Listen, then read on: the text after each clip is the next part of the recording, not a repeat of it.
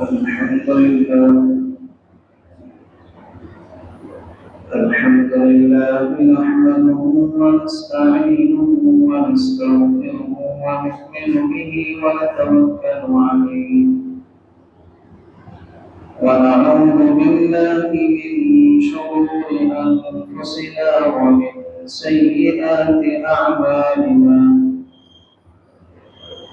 من يهده الله فلا مضل له ومن يضلله فلا هادي له ونشهد أن لا إله إلا الله وحده لا شريك له ونشهد أن سيدنا وسندنا وإمامنا وشفيعنا ومولانا محمدا عبده ورسوله. قال الله تبارك وتعالى في القرآن الكريم: أعوذ بالله من الشيطان الرجيم بسم الله الرحمن الرحيم وكم قصمنا من قرية كانت ظالمة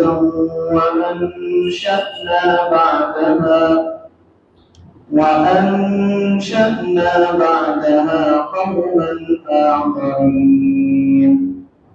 صدق الله العلي العظيم. محترم بزرگوں عزیز ساتھیوں، گزشتہ آیت میں اللہ رب العزت نے قرآن کریم کی عظمت اور اس کی افادیت کو بیان کرتے ہوئے کہا تھا کہ ہم نے تمہارے پاس ایک ایسی کتاب بھیجی ہے جس میں تمہارے لیے نصیحت ہے، مگر تم اتنی سی بات نہیں سمجھتے۔ اللہ رب العزت نے عرب کے لوگوں کو اس بات کی طرف متوجہ کیا تھا کہ ہم نے قرآن عربی میں نازل کیا ہے، یہ ہمارا احسان ہے۔ اس کی وجہ یہ ہے کہ قرآن جب عربی میں نازل ہوا تو لوگوں کے دلوں میں عربی زبان کی عظمت بیٹھ گئی، لوگوں کے دلوں میں عرب کے لوگوں کی عظمت بیٹھ گئی۔ اگر یہی قرآن اللہ کسی اور زبان کے اندر نازل کرتا تو عربی کو کون جانتا؟ سریانی زبان یا لاطینی زبان یا اور زبانوں میں جو تورات، انجیل، زبور نازل ہوئی ہے، آج ان زبانوں کو کون جانتا؟ کوئی بھی نہیں جانتا۔ اسی طرح اگر اللہ قرآن کو عربی میں نازل نہیں کرتا تو عربی کو کون جانتا؟ کوئی بھی نہیں جانتا۔ تو اللہ نے فرمایا کہ ہمارا احسان ہے کہ ہم نے قرآن کو عربی زبان کے اندر نازل کیا، اور عربی زبان میں نازل ہونے کی وجہ سے لوگوں کے دلوں میں عربی زبان کی اہمیت پیدا اور عرب کے لوگوں کی اہمیت پیدا۔ پھر آگے اللہ رب العزت نے بیان فرمایا، کچھ قوموں کا اللہ رب العزت نے تذکرہ فرمایا، وَكَمْ قَصَمْنَا مِنْ قَرْيَةٍ كَانَتْ ظَالِمَةً وَأَنشَأْنَا بَعْدَهَا قَوْمًا آخَرِينَ، اور ہم نے کتنی بستیوں کو پیس ڈالا۔ قسم کے معنی آتے ہیں پیسنے کے، چکی میں پیسنا۔ قسم کے معنی چکی میں پیسنا۔ تو کتنی بستیاں ایسی تھی کہ ہم نے ان کو پیس ڈالا۔ کانت ظالمۃ، پیسنے کی وجہ کیا تھی کہ وہ کیا تھے؟ ظالم تھے۔ کیا تھے؟ ظالم تھے۔ بعض مفسرین نے فرمایا کہ اس سے مراد یمن کی بستیاں ہیں کہ ان بستیوں کی طرف اللہ رب العزت نے ایک نبی بھیجا تھا، ان کا نام تھا موسیٰ۔ یہ موسیٰ بن عمران نہیں، دوسرے تھے۔ بستیوں کے لوگوں نے ان نبی کو قتل کر ڈالا، تو اللہ رب العزت نے بخت نصر نام کا ایک حاکم ان لوگوں پر مسلط کیا، اور اس حاکم نے ان بستی والوں پر بڑا ظلم کیا، ان کو بڑا مارا کاٹا۔ بعض مفسرین نے کہا کہ اس سے کوئی اور بستی مراد ہے۔ اللہ نے یہاں پر جو بستی کو ذکر کیا ہے وہ بالکل عام ذکر کیا ہے، کسی بستی کو خاص نہیں کیا۔ تو خاص اگر عام اگر رکھا جائے تو اس میں یہ یمن کی بستی بھی داخل ہو جائے گی اور بستیاں جو خود بخود آ جائیں گی۔ تو کتنی بستیاں ایسی تھی کہ ہم نے ان کو چکی کی طرح پیس ڈالا، کس وجہ سے؟ کانت ظالمۃ، وہ ظالم تھے، ظالم تھے کہ وہ ظلم کرنے والے تھے، حقوق اللہ میں کوتاہی کرنے والے تھے، حقوق العباد میں کوتاہی کرنے والے تھے، اس لیے ہم نے ان کو پیس ڈالا۔ بنی اسرائیل کیا تھی؟ حقوق اللہ میں کوتاہی کرنے والی تھی، اللہ کو چھوڑ کر بچڑے کو کیا بنا لیا؟ معبود بنا لیا۔ قوم شعیب کیا تھی؟ حقوق العباد میں کوتاہی کرنے والی تھی، ناپ تول میں کمی کرتی تھی۔ قوم لوط کیا تھی؟ حقوق العباد میں کوتاہی کرنے والی تھی، عورتوں کو چھوڑ کر لڑکوں سے اپنی ضرورت کو پوری کرتے تھے۔ تو کانت ظالمتن، وہ بستی والے کیا تھے؟ ظالم تھے، کوئی حقوق اللہ میں کوتاہی کر رہا تھا، کوئی حقوق العباد میں کوتاہی کر رہا تھا۔ اللہ نے کیا کیا؟ ان کو چکی کی طرح پیس ڈالا۔ وَأَنشَأْنَا بَعْدَهَا قَوْمًا آخَرِينَ، اور ان کے بعد ہم نے دوسری نسلیں پیدا کی، ایک کو ہلاک کیا دوسری کو جائے، اس کو ہلاک کیا پھر جائے۔ یہ دنیا کبھی خالی نہیں رہی، یہ زمین کبھی خالی نہیں رہی، ایک کو ہلاک کیا تو اللہ نے دوسری کو پیدا کر دیا، اس نے گڑبڑ کری اس کو ہلاک کیا تو اللہ اور کو لے آیا۔ وَأَنشَأْنَا بَعْدَهَا قَوْمًا آخَرِينَ، اور ان کے بعد ہم نے دوسری نسلیں پیدا کی۔ فَلَمَّا أَحَسُّوا بَأْسَنَا إِذَا هُمْ مِنْهَا يَرْكُضُونَ، چنانچہ جب انہوں نے ہمارے عذاب کی آہٹ پائی تو وہ ایک دم وہاں سے بھاگنے لگے، ایک دم وہاں سے بھاگنے لگے۔ عذاب کی آہٹ، کبھی اللہ نے زمین کو ہلایا، کبھی آگ کو برسایا، کبھی آندھیوں کو چلایا، کبھی پانی کو اللہ نے ان کے پیچھے دوڑایا۔ یہ جب عذاب کی آہٹ آئی تو وہ لوگ کیا ہیں؟ بھاگنے لگے۔ دنیا میں جہاں زلزلے آتے ہیں، جہاں پر طوفان آتا ہے، دیکھتے ہیں ویڈیو میں لوگ کیسے بھاگتے ہیں، ایک جگہ سے دوسری جگہ بھاگتے ہیں۔ بلڈنگ میں ہوتے ہیں تو خالی کرنے لگتے ہیں کہ بلڈنگ ہمارے اوپر نہ گر جائے، تو ایسے ہی وہ لوگ اللہ کے عذاب کی آہٹ کو پا کر کیا ہے؟ بھاگنے لگے، تو ایک دم وہاں سے بھاگنے لگے۔ لا تركضوا وارجعوا الى ما اترفتم فيه ومساكنكم لعلكم تسألون، اور ان سے کہا گیا بھاگو مت اور واپس جاؤ اپنے انہی مکانات اور اسی عیش و عشرت کے سامان کی طرف جس کے مزے تم لوٹ رہے تھے، شاید تم سے کچھ پوچھا جائے۔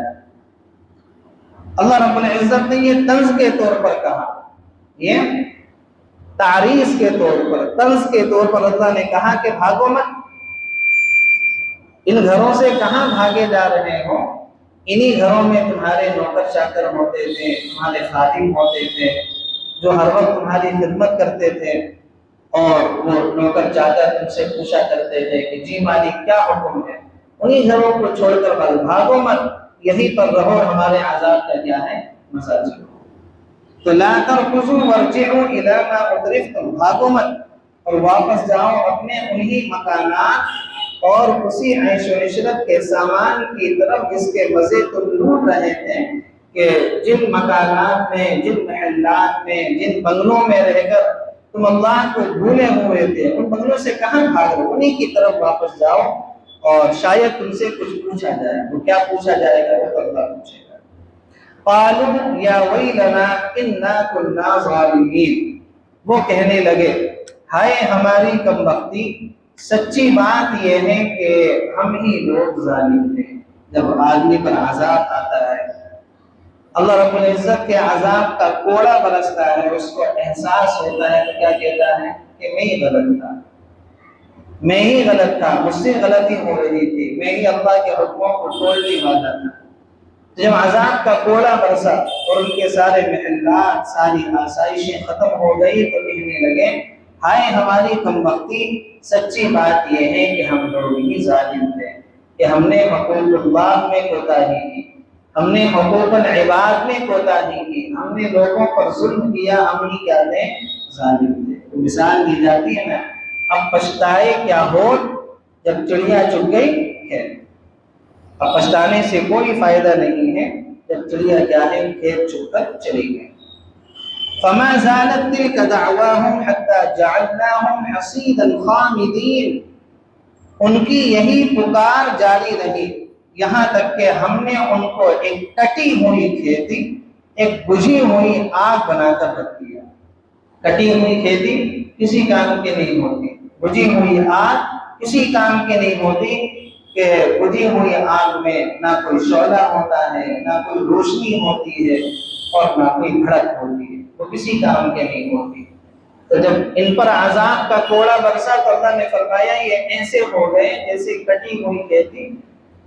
جب دھان کٹتے ہیں تو چھوٹی چھوٹی کوٹلی بنائی جاتی ہے، اور اس کو بڑے بڑے کرستر جو ہوتے ہیں ان پر مارا جاتا ہے تو اس سے دھان نکلتے ہیں، اور جب اس سے دھان نکل جاتے ہیں بالی سے تو پھر وہ کسی کام کے نہیں ہوتی، پھر وہ کھیت میں ایسی چھوڑ دی جاتی ہے، اس میں آگ لگا دی جاتی ہے، جس کو پرالی بولتے ہیں، اس میں آگ لگا دی جاتی ہے، وہ کسی کام کی نہیں ہوتی۔ اور اسی طریقے سے جو بجھی ہوئی آگ ہوتی ہے، نہ اس میں کوئی روشنی، نہ کوئی شعلہ، نہ کوئی بھڑک، وہ بھی کسی کام کی نہیں ہوتی۔ تو اللہ نے فرمایا کہ ہم نے ان کو ایسا کر دیا کہ وہ کٹی ہوئی کھیتی اور ان کو ایک بجھی ہوئی آگ بنا کر رکھ دیا۔ وَمَا خَلَقْنَا السَّمَاءَ وَالْأَرْضَ وَمَا بَيْنَهُمَا لَاعِبِينَ، اور ہم نے آسمان، زمین اور جو کچھ ان کے درمیان ہے اس کو اس لیے پیدا نہیں کیا کہ ہم کوئی کھیل کرنا چاہتے ہیں۔ آسمان کو پیدا کرنے کا مقصد اور زمین کو پیدا کرنے کا مقصد، اور آسمان اور زمین کے درمیان یہ جتنی چیزیں ہیں ان کو پیدا کرنے کا مقصد ہمارا یہ نہیں ہے کہ ہم اس میں کوئی کھیل منعقد کریں، کوئی تماشا منعقد کریں، یہ ہمارا اس کا مقصد نہیں ہے۔ وَمَا خَلَقْتُ الْجِنَّ وَالْإِنسَ إِلَّا لِيَعْبُدُونَ، انسان اور جنات کو پیدا کرنے کا مقصد کیا ہے؟ عبادت ہے، کوئی کھیل تماشا نہیں۔ تو آسمان اور اس کے درمیان اور زمین اور اس کے درمیان یہ جتنی چیزیں ہیں ہم نے اس لیے پیدا نہیں کیا کہ ہم کوئی کھیل کرنا چاہتے ہیں۔ اب اللہ رب العزت نے یہ آسمان کی چھت کو بنایا، زمین کو اللہ رب العزت نے بچھایا، اور اس کے درمیان تمام چیزوں کو اللہ نے پیدا کیا۔ اس کا مقصد کیا ہے؟ دیکھیں، کالج ہوتا ہے یا یونیورسٹی ہوتی ہے یا کوئی اسکول ہوتا ہے، تو جب اس کو قائم کیا جاتا ہے تو اس کا ایک نصاب ہوتا ہے، اس کا ایک نصاب ہوتا ہے کہ یہ نصاب، یہ کتابیں یہاں پر پڑھائی جائیں گی۔ ہر اسکول کا، ہر کالج کا ایک نصاب ہوتا ہے۔ اب کوئی بھی کالج یا یونیورسٹی اس لیے تو نہیں بنائی جاتی کہ یہاں پر بچوں کے کھیل کروائے جائیں، بہت ایک عارضی چیز ہوتی ہے الگ سے تفریح کے لیے۔ اصل جو مقصد ہوتا ہے وہ نصاب ہوتا ہے، وہاں پر تعلیم ہوتی ہے، ان کتابوں کو پڑھانا ہوتا ہے۔ اسی طرح اللہ نے یہ زمین اور آسمان کا بھی ایک نصاب بنایا ہے۔ زمین اور آسمان کا اللہ رب العزت نے ایک نصاب بنایا۔ وہ نصاب کیا ہے؟ وہ ہے حقوق اللہ کی ادائیگی اور حقوق العباد کی ادائیگی۔ یہ یہاں کا نصاب ہے۔ اس نصاب کو یہاں پر ہر آدمی کو کیا ہے؟ پورا کرنا ہے۔ حقوق اللہ کو بھی پورا کرنا ہے، اللہ کے جو حقوق ساتھ میں لگے ہوئے، نماز ہے، روزہ ہے، حج ہے، زکوٰۃ ہے، یہ ساری عبادات کی جتنی چیزیں ہیں یہ حقوق اللہ ہیں۔ اور حقوق العباد کیا ہیں؟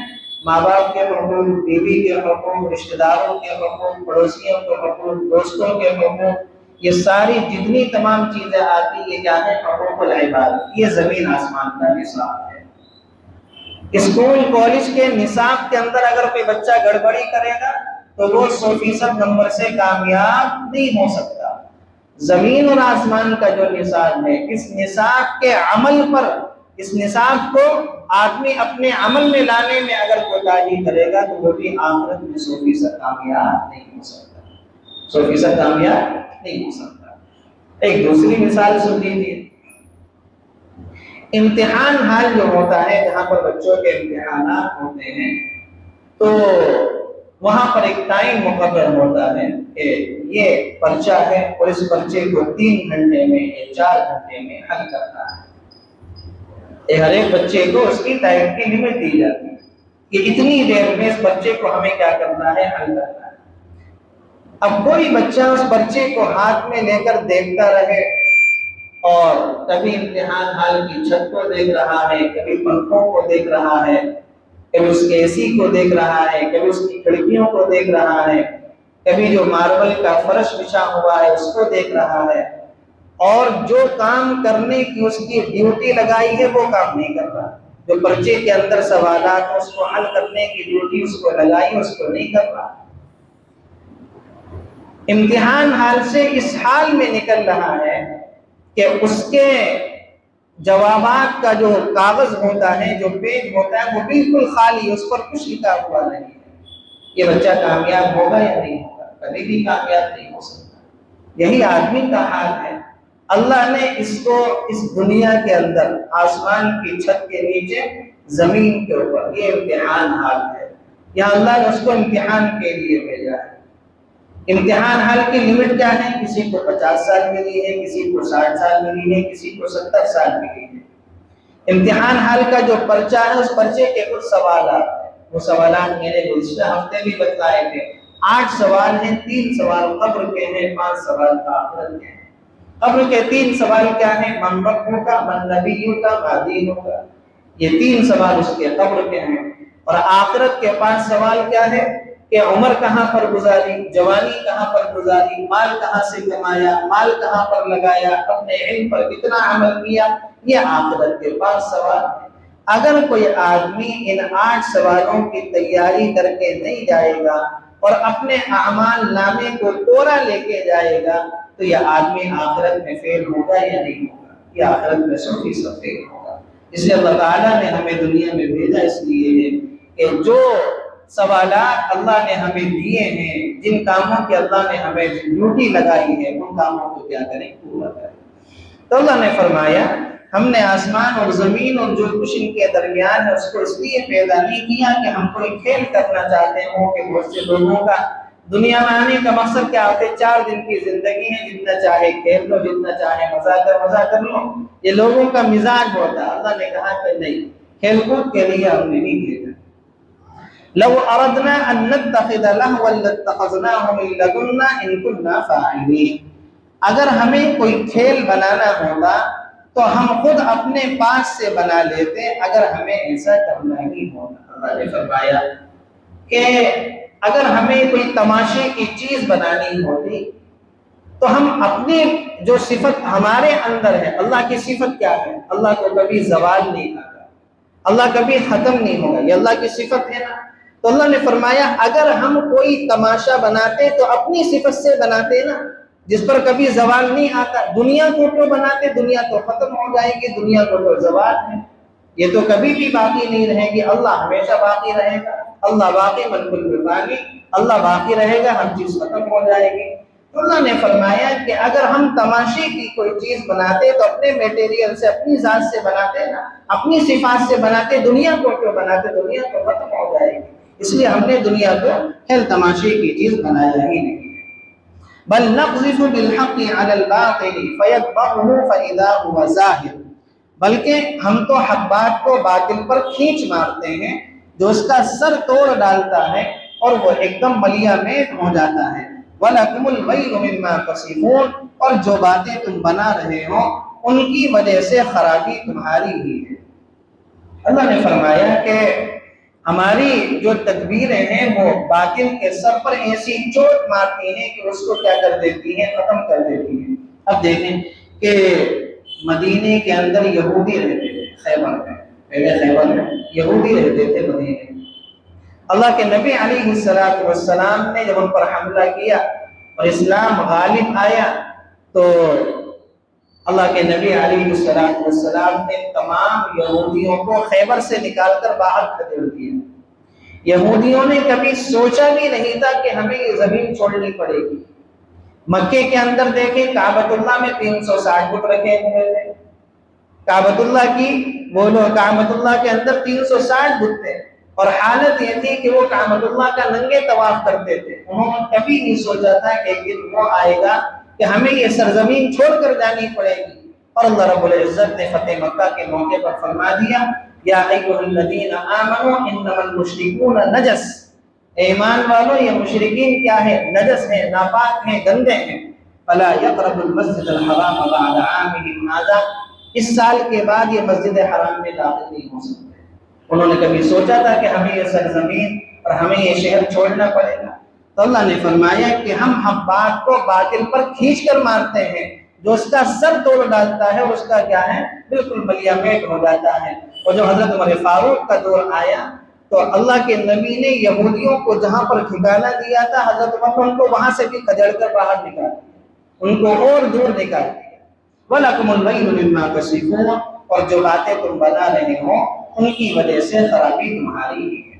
وَلَهُ مَنْ فِي السَّمَاوَاتِ وَالْأَرْضِ، اور آسمان اور زمین میں جو لوگ بھی ہیں وہ کس کے ہیں؟ اللہ کے ہیں. آسمان اور زمین کی بادشاہت کس کے لیے ہے؟ اللہ کے لیے ہے. وَمَنْ عِنْدَهُ لَا يَسْتَكْبِرُونَ عَنْ عِبَادَتِهِ وَلَا يَسْتَحْسِرُونَ، اور جو فرشتے اللہ کے پاس ہیں وہ نہ اس کی عبادت سے سرکشی کرتے ہیں نہ تھکتے ہیں. انسان تو تھک جاتا ہے، انسان تو مٹی کا بنا ہوا ہے تو انسان کے اندر تو تھکن موجود ہے، لیکن فرشتے کیا ہیں؟ وہ نہیں تھکتے، وہ ہمیشہ کیا ہے؟ اللہ کی عبادت میں لگے رہتے ہیں. اور کیسی عبادت کرتے ہیں؟ فرمایا یسبحون اللیل والنہار لا یفترون، وہ رات دن اس کی تسبیح کرتے رہتے ہیں اور سست نہیں پڑتے. رات دن اس کی تسبیح کرتے ہیں، سست نہیں پڑتے.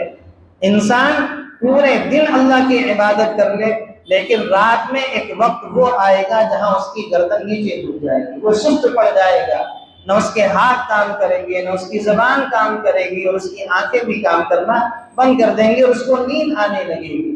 لیکن فرشتوں کی صفت کیا ہے کہ وہ رات دن اس کی تسبیح کرتے ہیں اور سست نہیں پڑتے. سونا تو بہت دور کی بات ہے، تھکنا تو بہت دور کی بات ہے، سست بھی نہیں پڑتے. اللہ کے نبی علیہ السلام صحابہ کے مجمع میں بیٹھے ہوئے تھے تو آپ نے صحابہ سے پوچھا کہ کچھ آواز تمہیں آ رہی ہے؟ تو صحابہ نے کہا کہ ہمیں تو کوئی آواز نہیں آ رہی. اللہ کے نبی نے فرمایا کہ میں آسمان کے چرچرانے کی آواز سن رہا. آپ کبھی لکڑی کی چارپائی پر بیٹھے، برسات جب ہو جاتی ہے یا پانی میں بھیگ جائے وہ چرچراتی ہے. آپ نے فرمایا کہ میں آسمان کے چرچرانے کی آواز سن رہا ہوں. پھر آپ نے فرمایا کہ آسمان کیوں نہ چرچرائے؟ اس لیے کہ آسمان میں ایک بالشت ہر جگہ بھی ایسی نہیں ہے کہ وہ خالی ہو، ہر جگہ بھری ہوئی ہے کہ ہر جگہ پر فرشتوں کے جو سر ہیں وہ سجدے میں پڑے ہوئے. آسمان کتنا بڑا، کتنا بڑا آسمان ہے، تا حد نگاہ آدمی کو نظر آئے. آپ نے فرمایا کہ آسمان میں ایک بالشت جگہ بھی خالی نہیں ہے جہاں پر فرشتے کا سر سجدے کے اندر نہ پڑا ہوگا. تو فرشتے تو دن میں بھی رات میں بھی اللہ کی تسبیح میں لگے ہوئے ہیں. اور یہ جو تسبیح ہے سبحان اللہ وبحمدہ سبحان اللہ العظیم، یہ تو فرشتوں کی غذا ہے. یہ کیا ہے؟ فرشتوں کی غذا ہے. ایک حدیث میں اللہ کے نبی علیہ السلام نے فرمایا فرشتوں کی ایک جماعت ایسی ہے جو اللہ کی تسبیح میں مشغول ہے. اور وہ تسبیح کیا ہے؟ وہ تسبیح ہے سبحان من زین الرجال بالضحى وزین النساء بالزوائق. کتنی شاندار تسبیح ہے. پاک ہے وہ ذات جس نے مردوں کو زینت بخشی داڑھی کے ذریعے سے اور جس نے عورتوں کو زینت بخشی چوٹی کے ذریعے سے. یہ کس کی تسبیح ہے؟ فرشتوں کی تسبیح ہے. کس کی تعریف بیان کر رہے ہیں؟ اللہ کی تعریف بیان کر رہے ہیں. کیا؟ سبحان من زین الرجال بالضحى، پاک ہے وہ ذات جس نے مردوں کو خوبصورتی دی داڑھی کے ذریعے سے، وزین النساء بالزوائق، اور جس نے عورتوں کو خوبصورتی دی چوٹی کے ذریعے سے. آج عورتیں چوٹی کاٹنے میں لگے. حضرت عبداللہ بن حارث فرماتے ہیں کہ میں حضرت کعب احبار رضی اللہ عنہ کے پاس بیٹھا ہوا تھا تو یہ آیت میرے سامنے آئی کہ فرشتے دن میں بھی تسبیح کرتے ہیں، رات میں بھی تسبیح کرتے ہیں اور وہ تھکتے نہیں، یہ سست نہیں پڑتے. تو فرماتے ہیں کہ میں نے حضرت کعب احبار سے کہا کہ ان کو کوئی پریشانی نہیں ہوتی سانس لینے میں یا کسی چیز میں، ہر وقت اللہ کی تسبیح کرتے رہتے ہیں اور کاموں میں بھی لگے ہوئے، حضرت جبرائیل کاموں میں لگے ہوئے، حضرت میکائیل بھی کاموں میں لگے ہوئے، حضرت اسرائیل روح نکالنے میں لگے ہوئے، اسرافیل کسی کام میں لگے ہوئے ہیں، فرشتے کاموں میں بھی لگے ہوئے ہیں اور ساتھ ساتھ میں تسبیح کر رہے ہیں۔ اللہ نے فرمایا کہ لمحہ بھر کے لیے بھی غافل نہیں ہوتے۔ تو کہا کہ میں نے کعب احبار سے پوچھا یہ کیسے ممکن ہے؟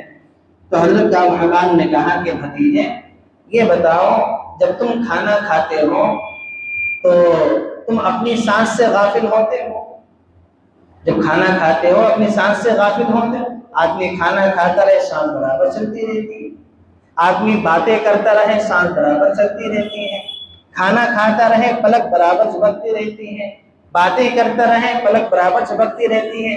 کہا کہ جب تمہارے یہ اعمال تمہیں سانس لینے سے غافل نہیں کرتے، پلک جھپکنے سے غافل نہیں کرتے، اسی طریقے سے جو فرشتے کی ڈیوٹیاں ہیں ان کے جو اعمال ہیں وہ ان کو تسبیح کرنے سے بھی کیا ہے غافل نہیں کرتے۔ تو جیسے ان کے لیے تسبیح پڑھنا ہے جیسے ہمارے لیے سانس لینا، جیسے ہم سانس لینے سے غافل نہیں ایسے وہ تسبیح پڑھنے سے بھی کیا ہے غافل۔ یسبحون اللیل والنہار لا یفترون، وہ رات دن اس کی تسبیح کرتے رہتے ہیں اور سست نہیں پڑتے۔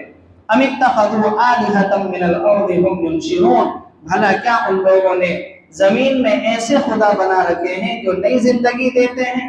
لو کان فیہما آلہۃ الا اللہ لفسدتا فسبحان اللہ رب العرش عما یصفون، اگر آسمان اور زمین میں اللہ کے سوا دوسرے خدا ہوتے تو دونوں درہم برہم ہو جاتے، دونوں درہم برہم ہو جاتے۔ لہذا عرش کا مالک اللہ ان باتوں سے بالکل پاک ہے جو یہ لوگ بنایا کرتے ہیں۔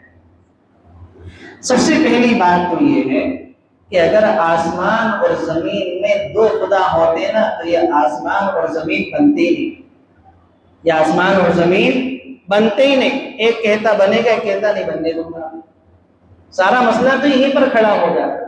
اگر دو معبود ہوتے تو یہ آسمان اور زمین بنتے نہیں، ایک کہتا بنے گا، ایک کہتا میں نہیں بننے دوں گا، ایک کہتا اس انداز سے ہوگا، ایک کہتا اس انداز سے ہوگا، ایک کہتا ہے کہ آسمان کا قلم نیلا ہوگا تو دوسرا کہتا ہے کہ پیلا ہوگا، تو یہ بنتے ہی نہیں۔ اور اگر صلح ہو جاتی، بن بھی جاتے تو پھر کیا ہوتا کہ اس بات پر لڑائیاں شروع ہو جاتی، ایک کہتا کہ مجھے فلاں کو مارنا ہے، دوسرا کہتا کہ نہیں مجھے تو اس کو بچانا ہے۔ ایک خدا کہتا کہ مجھے فلاں کو موت دینی ہے، دوسرا خدا کہتا کہ نہیں مجھے تو فلاں کو بچانا ہے۔ اور اسی طریقے سے ایک کہتا کہ مجھے فلاں کو مالدار کرنا ہے، دوسرا کہتا کہ نہیں میں تو اس کو غریب کروں گا، مجھے تو اس کو مالدار نہیں کرنا ہے۔ اسی طریقے سے ایک کہتا کہ بارش ہونی ہے، دوسرا کہتا کہ نہیں دھوپ نکلنی ہے۔ تو یہ نظام چل ہی نہیں سکتا۔ اگر آسمان اور زمین میں دو خدا ہوتے یہ نظام نہیں چل سکتا تھا۔ دلیل یہ ہے کہ اللہ رب العزت ایک ہے، آسمان اور زمینوں کا خدا ایک ہے، کہ جب سے یہ کائنات بنی ہے تب سے یہ نظام اسی طریقے سے چل رہا ہے، اسی انداز سے چل رہا ہے۔ ورنہ تو جب خدا دو ہوتے ہیں، چیزیں دو ہوتی ہیں تو نظام بدل جایا کرتے ہیں۔ آپ دنیا کے اندر دیکھیں، ایک حکومت جو 5 سال چلتی ہے وہ کسی اور انداز سے چلاتی ہے، دوسری حکومت آتی ہے قانون میں تبدیلی کر دیتی ہے، قانون میں تبدیلی کر دیتی ہے۔ ایک حکومت کچھ قانون بناتی ہے، دوسری حکومت کچھ قانون کر دیتی ہے، لیکن آسمان اور زمین کا نظام بالکل صحیح طریقے سے چل رہا ہے۔ سورج اپنے وقت پر نکل رہا ہے، اپنے وقت پر ڈوب رہا ہے، چاند اپنے وقت پر نکل رہا ہے، اپنے وقت پر جا رہا ہے۔ اس کا مطلب یہ ہے کہ یہ نظام ایک ہی ذات ہے جو چلا رہی ہے، اور اس کا نام کیا ہے؟ اللہ ہے۔ وہ کون ہے؟ اللہ ہے۔ تو اگر آسمان اور زمین میں چند معبود ہوتے یہ کیا ہوتے؟ ختم ہو جاتے، آپس میں ٹوٹ کر درہم برہم ہو جاتے۔ لہذا عرش کا مالک اللہ ان باتوں سے بالکل پاک ہے جو یہ لوگ کیا ہیں بنایا کرتے ہیں کہ سورج کا خدا اور ہے، آواز کا خدا اور ہے، پیسوں کا خدا اور ہے، عزت کا خدا اور ہے، اس کا اور ہے، اس کا اور ہے۔ یہ ساری چیزیں ممکن نہیں۔ لا يسأل عما يفعل وهم يسألون، وہ جو کچھ کرتا ہے اس کا کسی کو جواب دہ نہیں ہے اور ان سب کو جواب دہی کرنی پڑے گی۔ اللہ جو کچھ کرے گا اس کو کسی کو جواب نہیں دینا، بندے جو کچھ کریں گے اللہ ان سب سے جواب دہی کرے گا، ہر ایک سے جواب دہی کرے۔ ہماری تمہاری کیا حیثیت ہے تو اللہ کے نبی علیہ السلام سے جواب دہی ہوتا ہے، ہم کس کھیل کی کو؟ قرآن کے اندر واقعہ ہے سورہ تحریم کے اندر، اللہ کے نبی علیہ السلام کی عادت شریفہ یہ تھی کہ آپ عشاء کی نماز سے فارغ ہو کے 5 منٹ کے لیے اپنی بیویوں کے پاس ایسے ملاقات کے لیے جایا کرتے تھے۔ تو اس میں سے آپ کی کوئی بیوی آپ کی مہمان نوازی میں کوئی چیز پیش کر دیا کرتی تھی، تو آپ کی ایک زوجہ تھی، وہ آپ کو پانی کے اندر شہد ملا کر دیا کرتی تھی، آپ اس کو پیا کرتے تھے۔ تو سوتن جو ہوتی ہیں ان میں تو آپس میں بڑی چپترش رہتی ہے، آپس میں بہت زیادہ کھینچا دانی رہتی ہے۔ تو حضرت آپ علیہ السلام نے 11 نکاح کی، جب آپ دنیا سے رخصت ہوئے 9 آپ کے حرم میں موجود تھی، ان 9 میں 2 گروپ بنے ہوئے تھے، 9 بیویوں میں 2 گروپ بنے ہوئے تھے۔ ایک گروپ کی ہیڈ تھی حضرت عائشہ صدیقہ اور اس میں حضرت عمر کی صاحبزادی بھی تھی، اور دوسرے گروپ کی ہیڈ جو تھی وہ حضرت زینب تھی۔ تو حضرت عائشہ صدیقہ رضی اللہ عنہا کو اس بات پر غیرت آئی، تو انہوں نے جو ان کے گروپ کی جتنی تھی ان سے یہ کہا کہ اب تمہارے پاس اللہ کے نبی آئیں، ان سے ملاقات کر کے تو یہ کہنا کہ آپ کے منہ سے مغافیر کی بو آ رہی ہے۔ مغافیر ایک گون ہوتا ہے جس میں ہلکی سی بو ہوتی ہے، اور اللہ کے نبی علیہ السلام ایسی چیزیں نہیں کھاتے تھے جس میں سے تھوڑی سی بو آتی، جیسے کہ فرشتے آپ کے پاس آتے جاتے ہیں۔ اس لیے حدیث میں فرمایا کہ پیاز، کچی پیاز اور لہسن کھا کر جو ہے وہ مسجد میں مت آؤ، فرشتوں کو اس سے کیا ہوتی ہے، تکلیف ہوتی ہے۔ تو اللہ کے نبی ملاقات کر کے آئے تو ایک کے پاس گئے، آپ نے مغافیر پیا؟ نہیں، تو شہد پیا، مغافیر پیا نہیں آپ کے منہ سے۔ اچھا، دوسری کے پاس گئے، اللہ کے نبی آپ نے مغافیر پیا؟ نہیں، میں نے تو شہد پیا پانی میں ڈال کے، مغافیر پیا۔ اچھا، اب 2-3 بار جب آدمی ایک بار بات بولے گا تو آدمی کو تھوڑا سا شک پیدا ہو جائے۔ حضرت عائشہ کے پاس آئے، اللہ کے نبی آپ نے مغافیر پیا؟ نہیں، تو آپ کے منہ سے تو مغافیر پیا۔ اچھا، آج سے میں شہد پیوں گا ہی نہیں۔ مکھی جو ہوتی ہے شہد کی، وہ کسی خاص پھل پر جب اس پہ پھول پر جب بیٹھتی ہے تو اس کی وجہ سے شہد کے اندر ایک بو پیدا ہو جاتی ہے، اس کو مغافیر کی بو ہوتی ہے۔ آپ نے فرمایا کہ میں آج کے بعد شہد کو ہاتھ نہیں لگاؤں گا۔ آپ نے شہد کو اپنے اوپر حرام کر لیا، صحابہ کے لیے نہیں کیا، ازواج کے لیے نہیں کیا، اپنی ذات پر شہد کو کیا کر لیا، حرام کر لیا۔ اللہ نے قرآن نازل کر دیا، یا ایھا النبی لما تحرم ما احل اللہ لک، جس چیز کو ہم نے حلال کر دیا اس کو حرام کرنے والے آپ کون ہوتے ہیں؟ جس چیز کو ہم نے حلال کیا ہے اپنے اوپر اس کو حرام کرنے والے آپ کون ہوتے ہیں؟ تو اللہ نے کیا کری، جواب دہی کی نہیں کی کہ جو چیز ہم نے حلال کی تم اس کو حلال کو حرام اپنے اوپر کیوں کرتے ہیں؟ خیبر کے موقع پر عام اعلان آ گیا، انفروا خفافا وثقالا وجاہدوا باموالکم، ہلکے بھاری سب اللہ کے راستے میں نکلو۔ سب صحابہ تیار ہو گئے، منافقین تیار نہیں ہوئے، اللہ کے نبی کے پاس آنے لگے، ہماری ماں بیمار ہے، ہمارے بچے بیمار ہیں، ہماری بیوی بیمار ہے، ہماری کھجور کی کھیتی تیار ہے، ہمارا فلاں مسئلہ، ہمارا فلاں مسئلہ۔ آپ نے کہا کہ ٹھیک ہے، سب کو آپ نے اجازت دے دی، جو جو آتے رہے اپنے عذر کو بیان کرتے رہے، آپ نے ان کو رکنے کی کیا دے دی، اجازت دے دی۔ حقیقت میں جھوٹ بول رہے تھے، اللہ کے نبی کو بھی پتا تھا لیکن آپ درگزر کر رہے تھے۔ اللہ رب العزت نے قرآن نازل کر دیا، عفا اللہ عنک لما اذنت لهم حتی، پہلے اللہ نے کیا فرمایا، اللہ نے تمہیں معاف کر دیا، بعد میں فرمایا لما اذنت لهم، تم نے ان کو رکنے کی اجازت کیوں دی، تم نے ان کو رکنے کی اجازت کیوں دی، تمہیں پتا تھا وہ جھوٹ بول رہے ہیں۔ تو جب اللہ رب العزت اللہ کے نبی علیہ السلام سے جواب دہی کر سکتا ہے تو ہم کون ہوتے ہیں، ہم سے بھی اللہ کیا ہے، جواب دہی کرے۔ لا يسأل عما يفعل وهم يسألون، وہ جو کچھ کرتا ہے اس کا کسی کو جواب دہ نہیں ہے، اور ان سب کو جواب دہی کرنی ہوگی۔ ام اتخذوا من دونه آلہہ، بھلا کیا اسے چھوڑ کر انہوں نے دوسرے خدا بنا رکھے ہیں۔ قل ہاتوا برہانکم، اے پیغمبر ان سے کہو کہ لاؤ اپنی دلیل، تم اپنی دلیل لاؤ۔ اور ھذا ذکر من معی وذکر من قبلی، اور میری دلیل یہ ہے جو میرے پاس موجود ہے، یعنی قرآن جس میں میرے ساتھ والوں کے لیے نصیحت ہے، اور وہ کتابیں بھی موجود ہیں جن میں مجھ سے پہلے لوگوں کے لیے نصیحت تھی۔ تو اللہ نے فرمایا کہ یہ اللہ کے علاوہ جو دوسروں کو معبود بناتے ہیں ان سے دلیل دو، اور میری دلیل قرآن ہے اور یہ میرے کیا ہیں؟ صحابہ ہیں۔ بل اکثرهم لا یعلمون، لیکن واقعہ یہ ہے کہ ان میں سے اکثر لوگ حق بات کا یقین نہیں کرتے، اس لیے وہ موڑے ہوئے ہیں۔ وما ارسلنا من قبلك من رسول الا نوحي اليه انه لا اله الا انا فاعبدون، اور تم سے پہلے ہم نے کوئی ایسا رسول نہیں بھیجا جس پر ہم نے یہ وحی نازل نہ کی ہو کہ میرے سوا کوئی خدا نہیں ہے، لہذا میری عبادت کرو۔ تمام پیغمبروں کا جو مشن رہا ہے وہ کیا رہا ہے؟ توحید رہا ہے، ایک اللہ کی عبادت کرنا۔ وقالوا اتخذ الرحمن ولدا سبحانہ، یہ لوگ کہتے ہیں کہ خدائے رحمان فرشتوں کی شکل میں اولاد رکھتا ہے۔ سبحانہ، سبحان اللہ، بل عباد مکرمون، بلکہ فرشتے تو اللہ تعالیٰ کے بندے ہیں جنہیں عزت بخشی گئی ہے۔ کفار یہ کہتے تھے کہ یہ جو فرشتے ہیں نا یہ اللہ کی بیٹیاں ہیں، یہ اللہ کی کیا ہیں؟ بیٹیاں ہیں، اور اسی وجہ سے وہ لوگ فرشتوں کی کیا کرتے تھے؟ عبادت کرتے تھے۔ موجودہ دور میں یہ جو دیوتا پرستی ہے یہ حقیقت میں ملائکہ پرستی ہے۔ یہ کیا ہے؟ ملائکہ پرستی ہے کہ وہ کفار مکہ فرشتوں کو اللہ کے نبی کی اللہ کی اولاد کہا کرتے تھے۔ لا يسبقونه بالقول وهم بأمره يعملون، وہ اس سے آگے بڑھ کر کوئی بات نہیں کرتے اور وہ اسی کے حکم پر عمل کرتے ہیں۔ فرشتے تو اللہ تعالیٰ کا ایسا ادب کرتے ہیں، اللہ تعالیٰ سے ایسے ڈرے رہتے ہیں کہ نہ اللہ کے قول میں کوئی مخالفت کرتے، نہ اللہ کے عمل میں کوئی مخالفت کرتے، اللہ جو کہتا ہے اس کو کرتے۔